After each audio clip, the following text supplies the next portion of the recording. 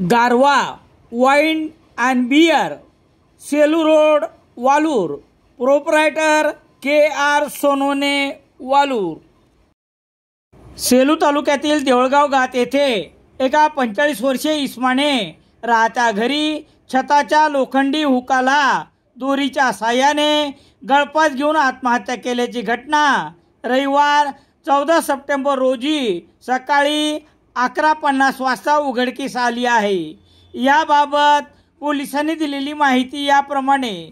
सेलू तालुक्यातील देवळगाव घाट येथील रहिवासी नामदेव रामभाऊ कदम वय 45 वर्ष यांनी राहत्या घरी छताच्या लोखंडी हुकाला दोरीच्या साह्याने गळफास घेऊन आत्महत्या केल्याचे रविवार 14 सप्टेंबर रोजी सकाळी 11:50 वाजता उघडकीस आले.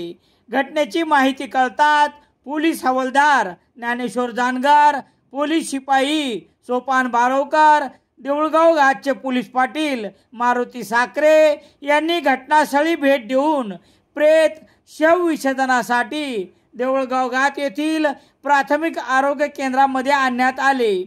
वैद्यकीय अधिकारी डॉक्टर संजय लोया यांनी शवविच्छेदन केल्यानंतर प्रेत नातेवाईक यांच्या स्वाधीन करण्यात आले.